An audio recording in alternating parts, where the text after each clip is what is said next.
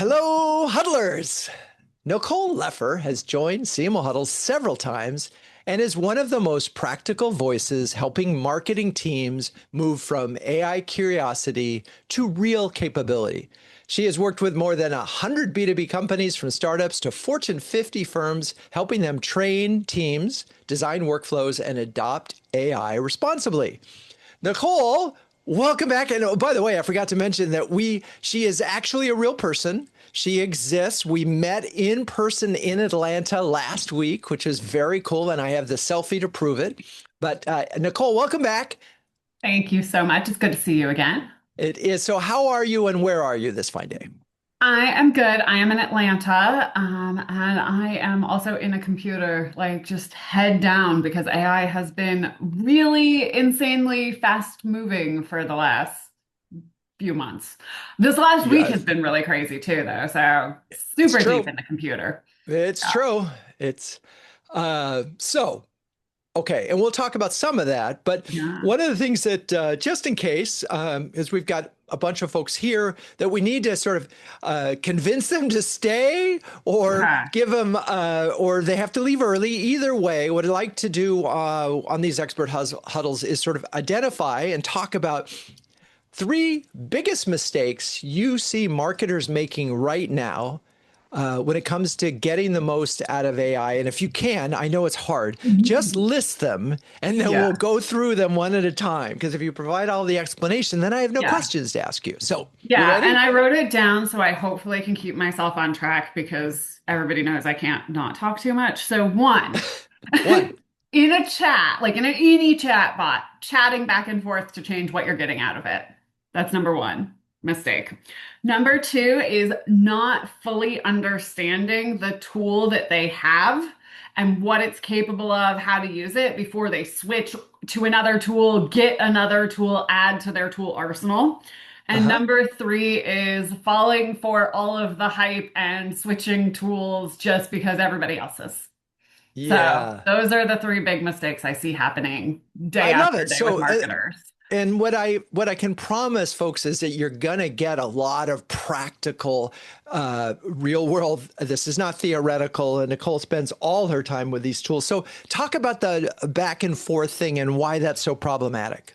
Yeah, so you have to start out learning the tools based off of just this chat, refine the output because you start to understand them, but you cannot ever get two things out of it. One, you can never get the best possible outputs out of that back and forth conversation just because of how the tools work. And it's going to keep bringing in all the things you don't want into its calculation instead of just reading what you do want from it to give you the output. So you just don't get quite as good a results when you're doing that back and forth. And then the other piece that's even bigger when you're doing the back and forth is you cannot scale and repeat a back and forth workflow. You can't share it with your team. You can't build it into an automation. You can't build a GPT out of that back and forth. What you can scale is if you take that and instead of going, I'm going to put in an input, see what ChatGPT or Claude or whoever you're using, Gemini, gives me, and then chat to say, okay, well, actually, can you change this? You actually look at what you didn't like about what it gave you, edit your initial prompt so that it reflects more what was in your mind and what you want, and then see what it gives you until you get to the point that that prompt you're putting in is actually giving you what you want. Then you can templatize that prompt and then you can reuse it over and over and over in a scalable way. You can turn it into a GPT or a gem or whatever your tool uses. You can actually start putting together workflows that work on a consistent basis for you, but you can never hand anybody else on your team or even yourself a replicable chat back and forth. That's like starting from scratch every single time to get what you want. And that's Which just we not practical in the long term. And I want to ask a question, or maybe it's additive. One of the things that unfortunately, there have been a number of times where I've had the back and forth, but eventually I got to what I wanted. And then Mhm. at the end of that, I said, okay, this is exactly what I want. Now write the prompt that I Right. should have used at the beginning that would have gotten me here that I can use again. So I I does that love work? that. I love that strategy with a caveat. Okay.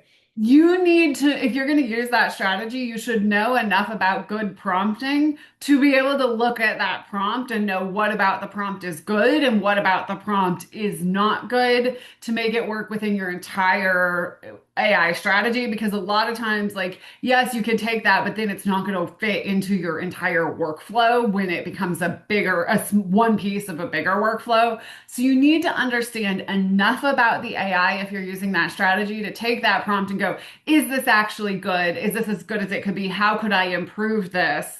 One of the kind of things that a lot of people don't realize is while the AI is in many ways very good at writing prompts, it's also behind on its training. So, like what it knows to be the best ways to do it, it's outdated training on that. So, you should still know enough about it to be able to recognize what's good, what's bad, how could I improve what it just gave me. So I think the one big takeaway from this section so far is the goal is not to, reinvent the wheel every time you sit in front of this machine and create new prompt after new prompt after new prompt, particularly for things that you're doing over All and the time. over again. Yeah. Right. There's And absolutely going to be times where it's a one-off thing you're doing with the AI, right? It's still a best practice to be in the habit of editing your prompts instead of chatting to change the outputs, even in that thing that's a one-off, just because of the quality increase that you get out of it. However, there are instances where it's like totally fine to chat. It's not a hard and fast, there's never a time you should be doing that. But the ultimate goal for like true going from experimentation into adoption is to be able to build scalable, repeatable workflows with the technology that have specific points with a human in the loop and a human's involvement, but that you do it the same way right. every time. So we had a question about this, and so I'll give an example, and then you can too, which is so pretty much every Saturday for the last year and a half, I have written an editorial on LinkedIn. I call them rants, and every one of them is accompanied by a penguin CMO with a purple baseball cap with the word CMO on it in some form of Antarctica office setting. And I've been doing this long enough, so that's probably 75 to 80 different images, and that's a workflow.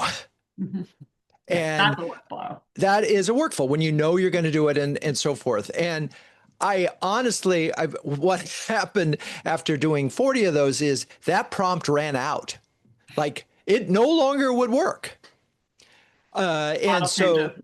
right. And so I had to then go back and then it sort of forgot. And so it's been a journey to get it, but now I have it really. So I now will go and say, I want three conceptual concepts before you do it. Give me three concepts that against this idea. Sometimes I'll put the entire editorial in there. Other times I'll just say on this theme.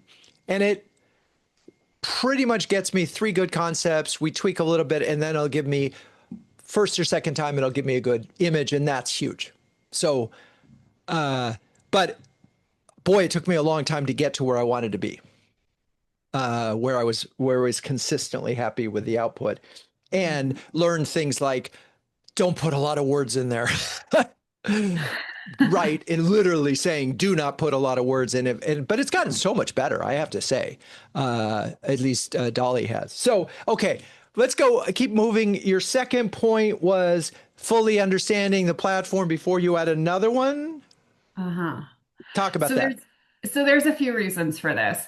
If you are using ChatGPT, Gemini, Claude, or Copilot, like those are, most companies have at least one of those in their arsenal, and it is probably their primary tool that they are using. What I see so many companies doing is so strongly underestimating what that tool is capable of. Right. And so they want purpose-built tools for all different kinds of things instead of just actually understanding what are the features, what are the functionality, what is this capable of, what are the limits that I can push this specific tool to.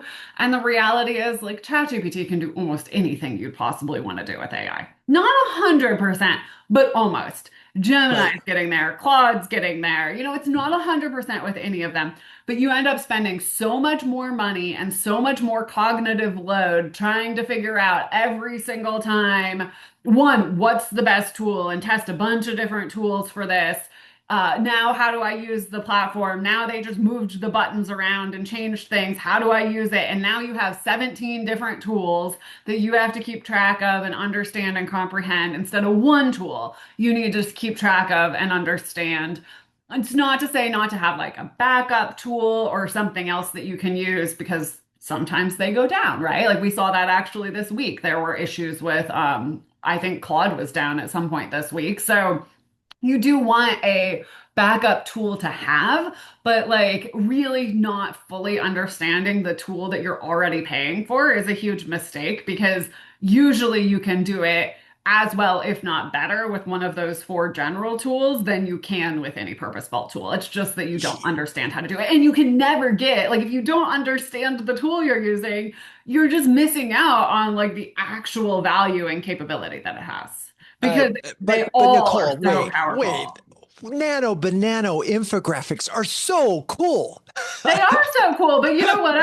ChatGPT's infographics came out a week later with updates, and they are also so cool because that's the other piece of it. Right. Is Claude's image Sorry. generation isn't the same as like ChatGPT or Gemini, but like Right. it probably will be in a week, right? So it's like Right. instead of the hopping for changes, it's Right. understanding that like know the limits, capabilities, everything of your tool, and where you see it falling short just like pay attention to when they update it so that you can add it because there are plenty of other things that you can be doing with that tool. And inevitably, we are not talking months or years for them to catch up with each other if another one has that feature or functionality. We are talking usually in days, if like anything weeks. Like you're not talking some huge gap. Right. And half the time, what you think you have to switch to another tool for, more than half the time. Most marketers think they have to switch to another tool Right. for something that's already in the tool that they are using. No, and by the way, I was joking about Nano Banana, but I also, Yeah. if you Banana look at Banana the is history, awesome.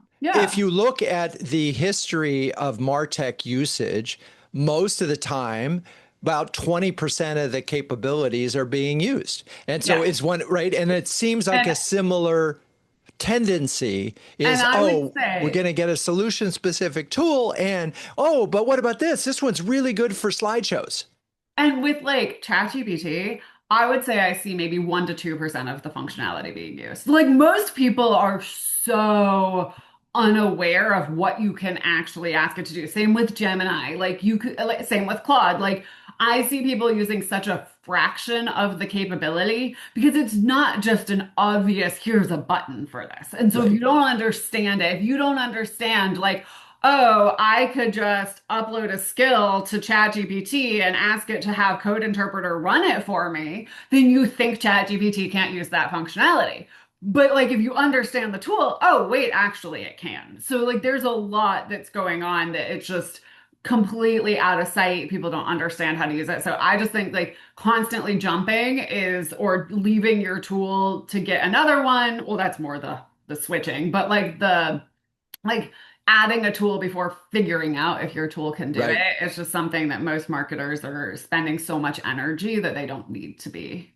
Interesting. And that could save you a lot of money too. There's a And lot also of money. right, it could save you a lot of money because if you end up with enterprise licenses for three tools, And that can for get, enterprise to licenses for three tools for 50 people, like you start yeah. adding up that budget pretty And quickly. then somebody says, you know, I really need that $200 a month plan. And next thing you know, you're actually spending real money on these tools, Yeah. and you're underutilizing them, which I think is fascinating. The third point is we sort of merged into that one. Yeah, but it's a little different. Okay, go for it.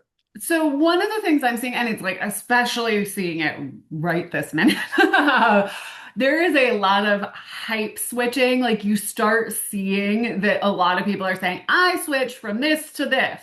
I just shut down my account here and switched to this. So I would strongly warn against getting caught up on that for a couple of reasons. One, a lot of it does go back to not understanding your tool and the people switching that are like it's because they don't understand their tool. So that's piece one of it. Piece two of it is not understanding the amount of time that you spend relearning a new tool. And those that hype switch back, right? Like it doesn't go one way. They hype, like if you're shutting down your Chat GPT right now for Claude, you're going to find out that ChatGPT added something. People are going to start saying, because this has happened. I mean, this is not the first time it's been a shut down ChatGPT for Claude. This has happened several times over the years. And so then people don't realize that, oh, wait, now ChatGPT is going to then come back at one point and be the leader, and then Gemini is going to be the leader. It goes constantly for who has the best Right. tech. And suddenly you are spending all your time porting everything between tool to tool to tool. If you want to be using, like you hear Claude is amazing, that's so great, get a Claude account. But don't just like shut down your Chat GPT account for because then you're gonna have to switch it all back and forth. You kind of go through all of this. I mean, again, I think having a backup account is great, but like I think there's a lot you don't realize you don't know about the learning curve, the buttons being different. They may have the same functionality in many ways, got to learn new terminology, new buttons, all of these things. And then you just do it again.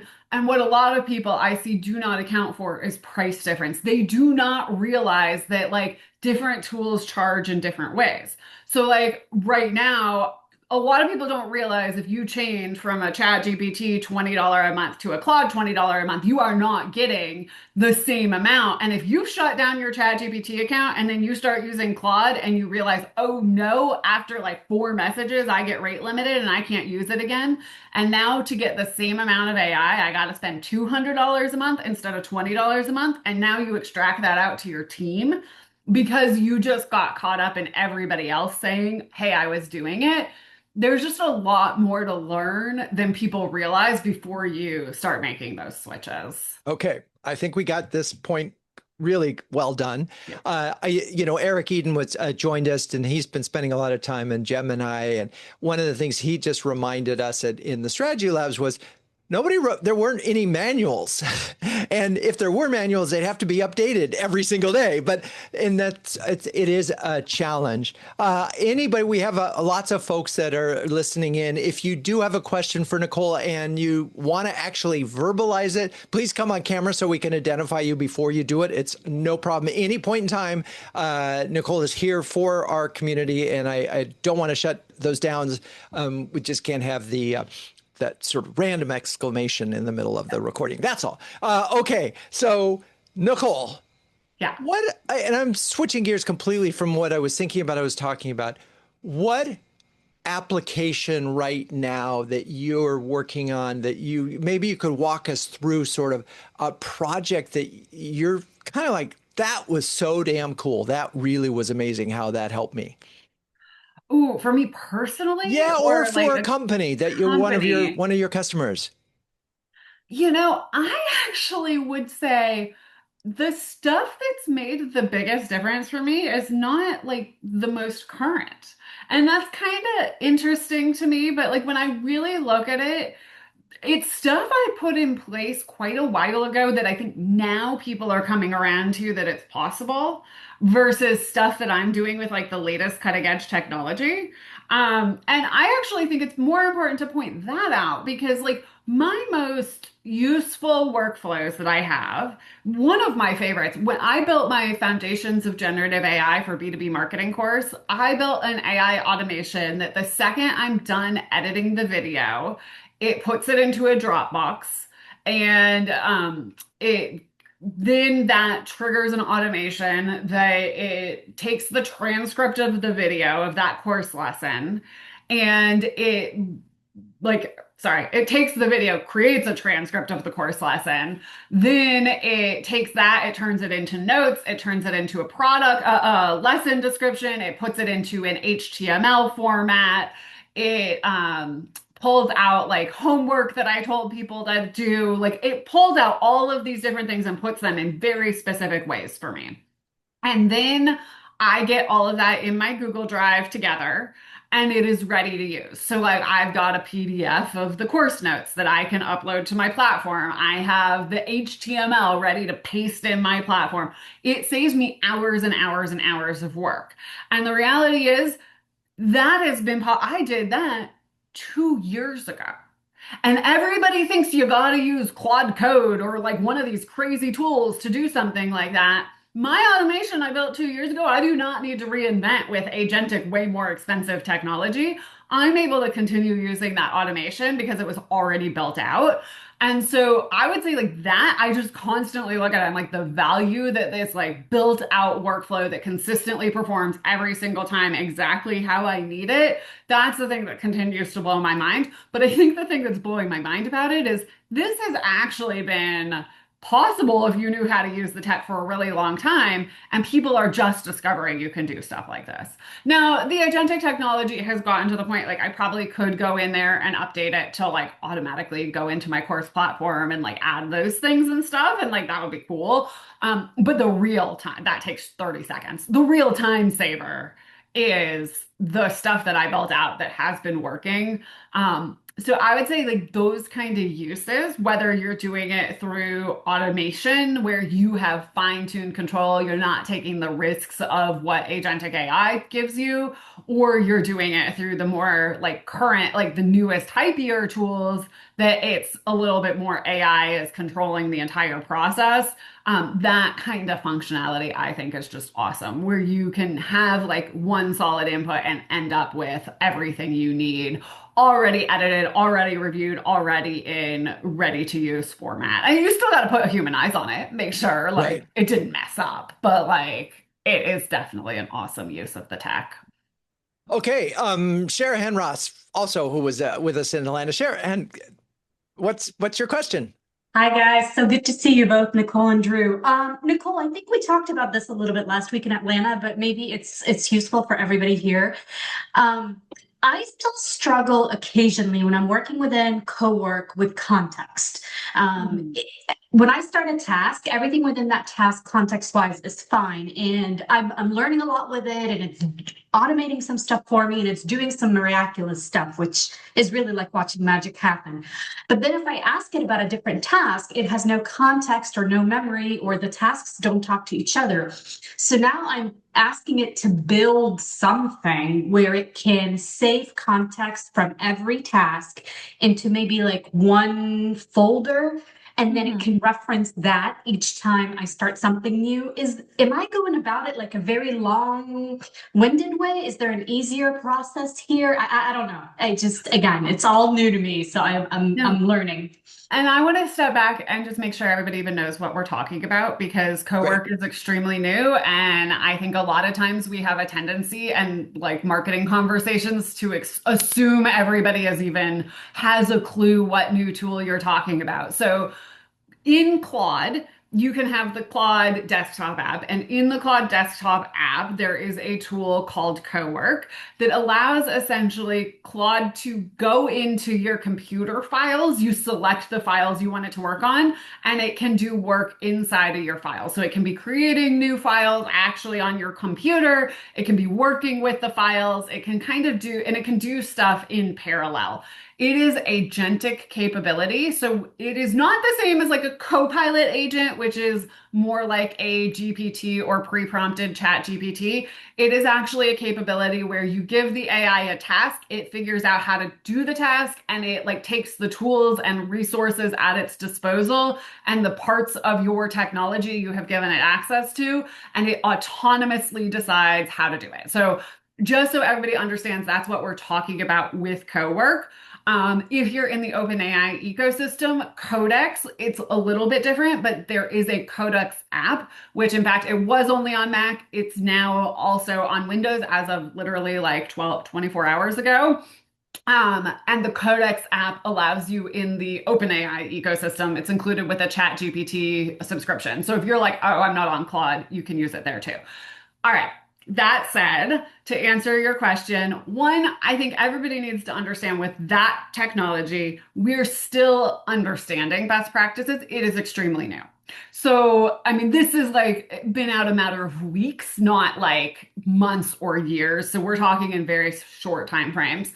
What I am seeing people find success with it is creating like having it create a markdown file that it continuously updates for every file you work in. So it's not necessarily everything you do because not necessarily everything you do does the AI need context for it to do that. But any files or references or projects that are going to enter create, you're creating like a markdown memory file for it to give itself notes about what it has been doing. And then part of your directions to it are to essentially ask the AI to like go read the markdown files for every folder that are like the memory markdown files. And then it can go in, understand that memory so that then it can bring it all back together. A huge asterisk for people before you start doing Claude Cowork or Codex or Claude Code or any of these tools on any kind of work computers, please, please, please make sure that your internal company AI use policies allow it. The second you are going into giving tools access to actually make changes on your computer, access your files, depending on connectors you set up, MCPs, like all kinds of pictures here, there opens up many, many security risks. And I will say I have seen far more AI use policies that explicitly prohibit this kind of technology, and so many people completely oblivious to their policies. And there are going to be people who lose their jobs over not understanding that, not understanding the risks they're taking, and all of this. So this again goes into the idea of like, don't just follow hype. Definitely understand what you are doing when you do it. And I'm not saying you're doing something wrong, just to be very, very clear. Like, Right. I just think that's important to like give the asterisk if you're talking about this stuff that like there's a really high likelihood you're not even allowed to do this stuff at your company. It's so funny. I listened to Hard Fork, and they told the story of the open claw usage by a very sophisticated person at a very large social media company. And they built it used open claw on an isolated basis. And then they said, oh, it's working really good. And so then they put it over to their regular computer and it started deleting all their emails. Mhm. It just decided it because it's so. This is a good point, I think, to pause. Thank you, Sharon. We'll and talk about this because it's so funny. I know marketers are, for the most part, on the bleeding edge of using these tools in most companies. And marketers may or may not remember that MarTech in general opened up their companies to more security risks than any other area of the company. Most of those data breaches where massive amounts of emails and other credit card information were through e-commerce and other things that marketing controlled. So now we have early adopters of AI tools, and marketing once again could be at the center of the risk. So how are you recommending, because we want folks using these tools and we want them, we want folks that are really good at using these tools, which means they're going to be at the cutting edge. How are companies managing this? Well, those are two different questions. Question one Okay, is how am I recommending? Question two is how are people actually doing let's it? just focus on Um, what you're recommending. yeah, so my recommendation is slow, like there's a sweet spot between being on the front cutting edge of this and being like kind of you're falling behind, right? Like there's an in-between place where you are not trying to be literally the first to do every single thing. Like if your company was out there adding OpenClaw to your computer the day it Uh-oh. started going viral and letting it go out and create its own molt book and like talk about your company on the internet and like all of the crazy stuff that came with that, that's a mistake, right? Like so step one is you don't have to be like literally first to everything. If you're like, I mean, you're on this conversation, the kinds of stuff we're talking about, you're already so far ahead of most companies. Like, let's be honest, like most companies that I talk to are like barely doing anything. Like we write email subject lines, if that.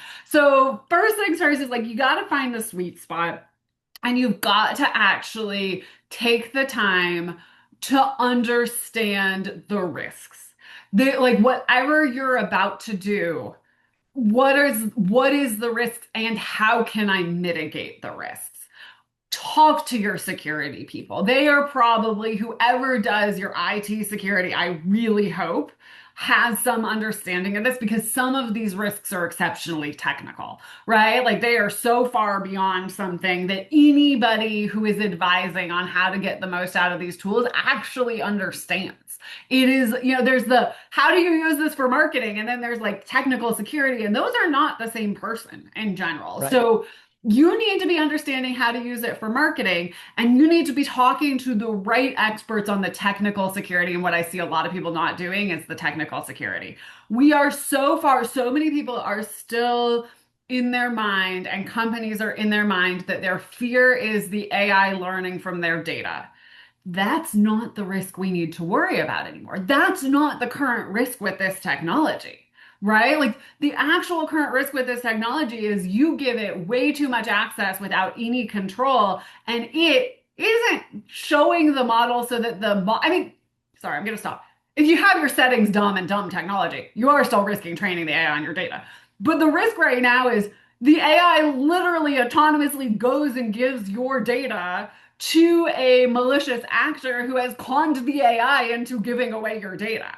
Right. So, like, those are two very, very different things because one is it's kind of in a pool of billions of data points, and two is it's actually being basically the AI equivalent of hacked. And it's like a hacker is getting all of this data to do stuff with. Those are very different risks. And a lot of companies are not understanding that. A lot of companies are not understanding that if you download skills from the internet, which skills for anybody that does not know, that is on Claude. So, but it's not really because everybody is using skills now. They're open.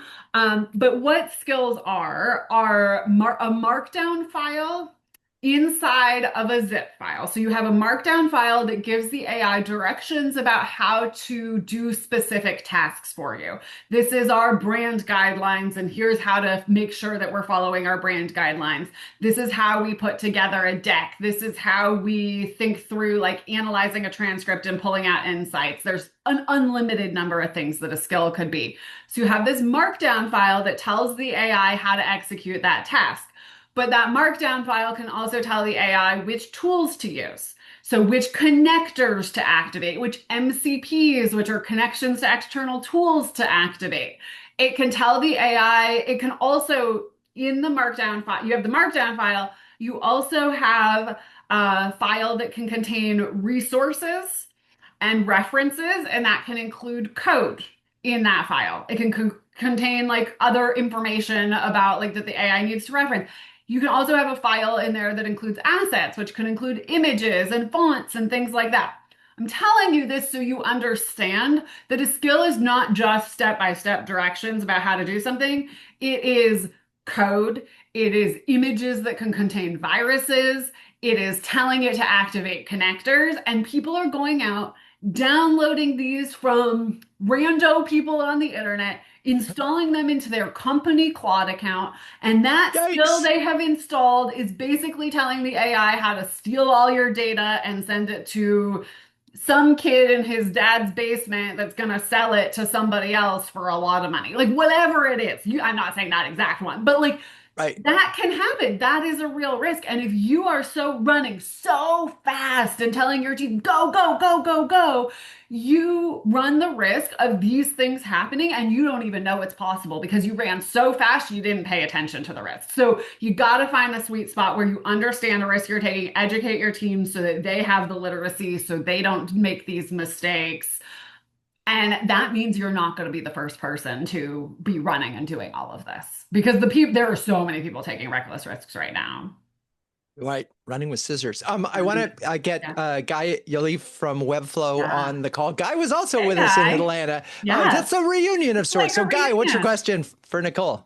Hey, great to see everybody again. Nicole, thank you for sharing in Atlanta. Could not agree more on the changing surface area. I was terrified watching OpenClaw. This is the most sensitive data in your life. I think OpenClaw highlighted a great use case, but the lack of security, like you could actually genuinely irreversibly screw up your life with some of these things. I totally agree with you. OpenClaw, his agent, his LinkedIn, And the AI just took it upon itself to start posting on his LinkedIn and like sharing its experience. And I was like, that is so brave. Because that could like really mess up your life. Deeply, or it's got root access to your hard drive and could Yeah. actually delete a bunch of stuff. I'm totally with you on downloading skills. I feel like when I watch my daughter downloading free stuff on the internet unsafely, I'm like, "Oh, oh." So, the question for you is that one, at least in my little brain, seems clear. The one that I've been less clear on, is there a similar risk that there will be pointers to other tools or payloads that are bad for you in open source models, which in theory are just a bunch of model weights? So in theory, that should be safe. It's just a bunch of numbers. What's your point of view? So first off, I'm not like the security technical expert, so I would absolutely not trust my take on this. Let me just start with that. And we have some Um, security people here, yeah, so yeah. and maybe they And they might want may to be come on better to camera. So chime in. I would say there are certain models that you can actually download depending on the source, how reputable the company is, like, that piece of it that you could securely do that as if you are technically savvy enough to even understand. Right. And that's the huge asterisk to this because most marketers are not anywhere near technically savvy enough to be able to look at that code and understand and see what they're seeing and make sure that what they are downloading is just model weights. Right. okay, Like most of us are never going to look at that and go, that's what this is. So if what you're doing is really genuinely, truly just these model weights and all of that, and it's from a reputable source, like, they've vetted it, they've checked it, all of that. I think most likely there is like, it's probably safe, but I also think we don't even fully understand how this stuff can get manipulated, be that. I, my kind of take on all of this is don't trust any of it. Not fully. I'm probably the most conservative person you'll meet as far as like a lot of the things I will do or not do with this technology, at least that actually works in AI. I'm like very slow to adopt a lot of the functionality because I do know the risks.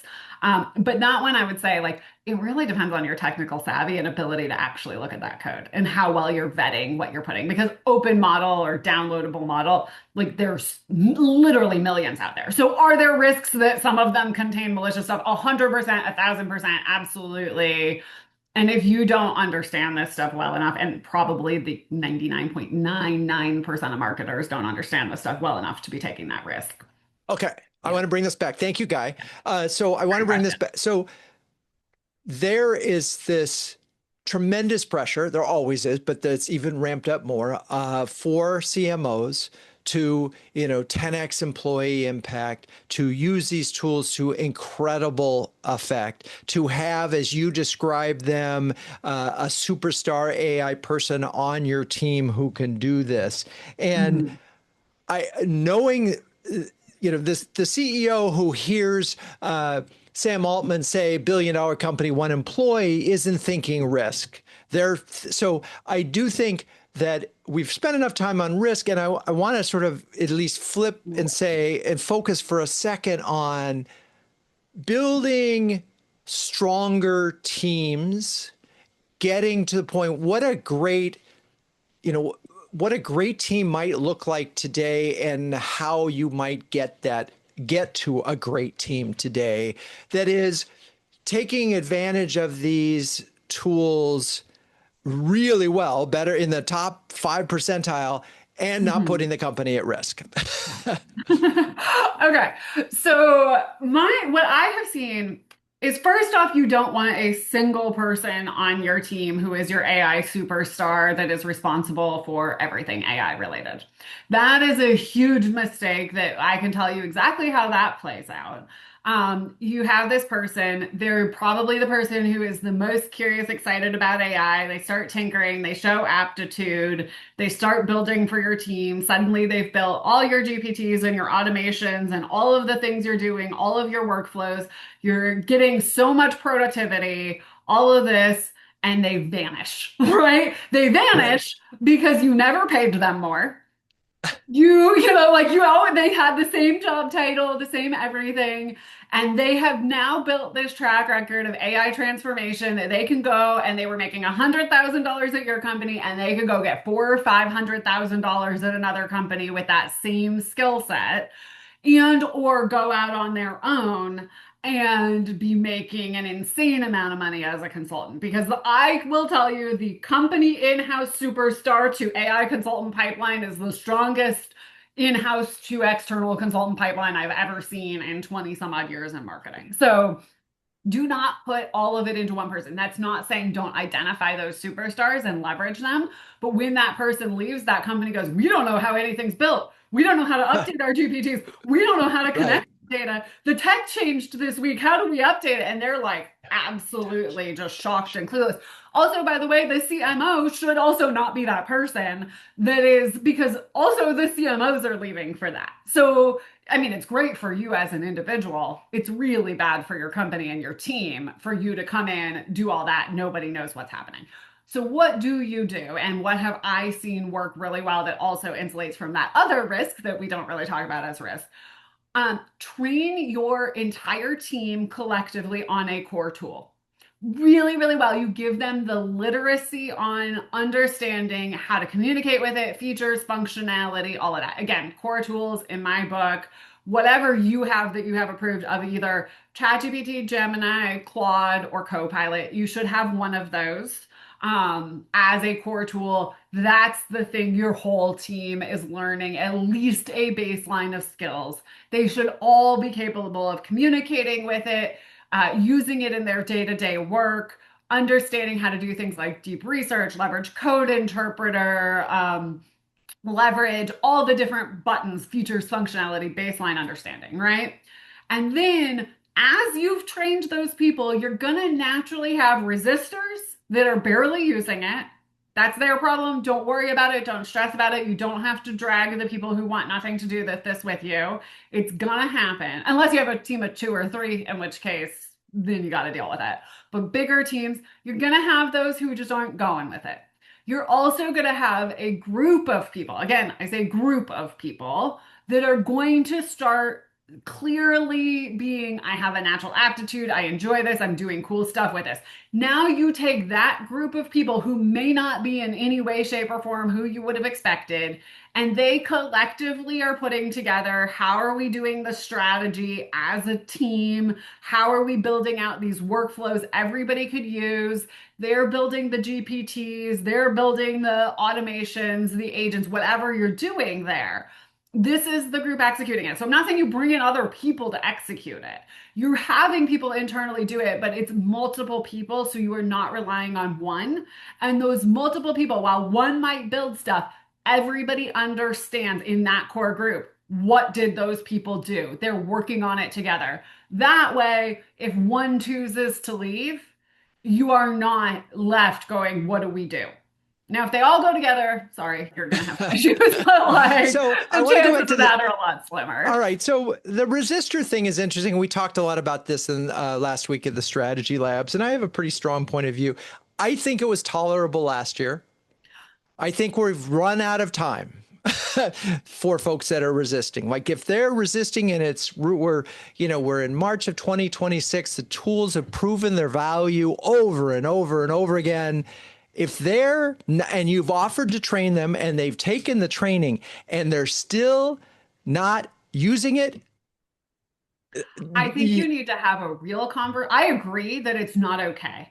I'm saying you are spinning your wheels to try to force them to be the ones on your team who come along. I think you need to right. have a real conversation with them one time. You That's are it. hurting your career by not doing this. And you need to understand that there are so many people unemployed in marketing right now who are spending their entire in between layoff time building these skills, executing. Like there is actually a significant talent pool in the unemployed because they actually have the skills, like they have the time to be deep learning, building this skill set. I will tell you, some of the most skilled AI people you will find are people who have had an extended layoff right now. Yep. It's by amazing. far. So I'm not saying lay people off. I'm saying you make it really clear to them, you can't just not do this. It's up to you. But Right. stop spinning your wheels trying to force them to, because you will be able to find plenty of people who do. It's the proverbial horse to water. So, there's the water. Come on. It's And I'm looking not good. encouraging mass layoffs or in any way. I'm not saying replace Uh, AI, like replace you're trying to people with help. AI. I'm Right. saying that there are people who are embracing this that you can be Right. leveraging on your team if there are people on your team who refuse to leverage Right. it. I mean, you wouldn't accept an employee who didn't use email Right. or what didn't, maybe I guess you could get away with Slack or something, or didn't use a computer or if Right. you just wouldn't. This is the same kind of fundamental Yeah. part of it. And the Nancy, I know you're talent dying to does answer a exist question. out there that knows how to use it. That's Nancy, the other piece. Yeah. quick question, Nancy, because we're running out of time. Where are you? There you are. I'll simplify the detailed question in chat and summarize it as 2 points: context switching and starting over. So, what I would like to ask is oftentimes I'm chatting on multiple unrelated client projects, etc. I don't want Chat GPT to remember that from one client project, it has no relevance to the next client, right? So that's one. And then the second thing is, even chatting about a specific client, sometimes I don't like the 10 hours of conversation I had. I just want to start over because now I'm a lot smarter about what I should have asked chat instead of, going around in circles for 10 hours. With that being said, I want to know what is the most effective way to ensure Chad knows I want to contact switch, right? And don't remember that these two clients have nothing to do with each other. And I want to know is there an effective way for me to say to Chad, forget about what I had told you about client A. Can we start over? Yeah. So a couple of different things with this. I have a few things coming to mind. First off, I just want to say you don't have to use memory, period. You can go into your settings and just turn memory off. I actually don't use memory. I am maybe one of the only people, but I don't like it. I want to know exactly in every single thing what context the AI has, what it's using, what it's not. I want to control that fully. So I just turn memory off. So that is always an option. And that's probably the easiest option if you don't want to remembering stuff.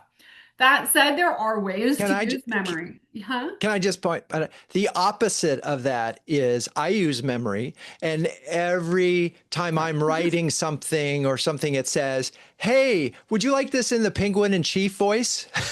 Yes. Because it knows me and it knows my writing and it knows my Yeah. style. And it's like, and that when it does that, it's like, so there are reasons to have memory. There's lots of great reasons, and it's just Okay. different working styles. So Right. I was just saying, Okay. if it's driving you crazy to have memory, you have the option to just not have memory. Okay. Like there's not a right or a wrong. Memory Okay. can be amazing. So it's just like a personal preference on that. But you do have a few other options. One is you can monitor your memory. So you can actually go in ChatGPT, go to your memory settings, manage memory. And if there's anything that it has chosen to remember you don't want, you can just delete specific memories. So it's like it's like using the little Men in Black, like laser. You don't remember that. And now you're good. We've cleaned that memory. The other option that you have, and I would highly recommend doing in your context, even if you're monitoring memory, is to create projects in ChatGPT specific to the clients. And then the context and the memory, like make sure you set your memory to be project specific memory, not account specific memory. You have to do that when you create the project. Like when you're putting in the name originally, you set the memory to be either project or account. And then reference files can be added to your project that are specific to that client. Or now, this also applies if you're in-house in one company to that product line, for example, or different things. So this is not just a client specific kind of a thing. There's lots of different uses that you could have for this. But you can just then make your memory, your instructions, your reference files are client specific, not account wide, by doing it within the project. And that should probably help you with those issues that you're having. Thank you. You're welcome. Okay. Wow, it goes fast, Nicole. I know. You gotta schedule me for like a 6-hour session sometime. Yeah, okay. 6 hours with Nicole. Who's in? Feel free to there we go. Okay, I am as well. So before we wrap up, if someone here wants to continue the conversation, where do they find you? And what's the right time to bring you in for your services? Yeah. So LinkedIn is a great way to find me. Just my name, Nicole Leffer on LinkedIn. I have the verification thing, so you'll know it's actually me. And email is just nicole@nicoleleffer.com. So nice and easy there. My website is just nicoleleffer.com.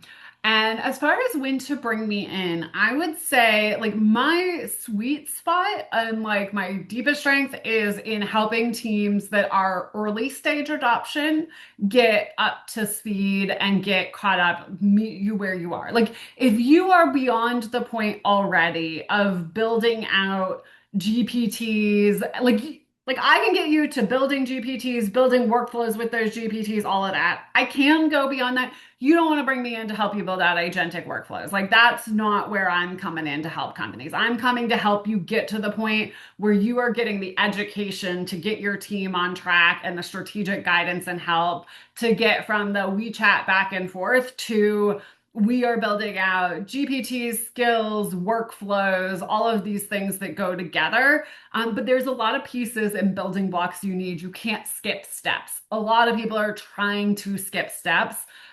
So bringing me in, and I'm not going to help. I don't help with like 10,000 different tools. I usually come in and help with like, what is that core tool or two that you are using and help you understand how to like really build out your strategy and skill set around that tool. So you're not building a tech stack that costs you $1,000, $2,000, $5,000 a month per employee because you've gone so over the top with it.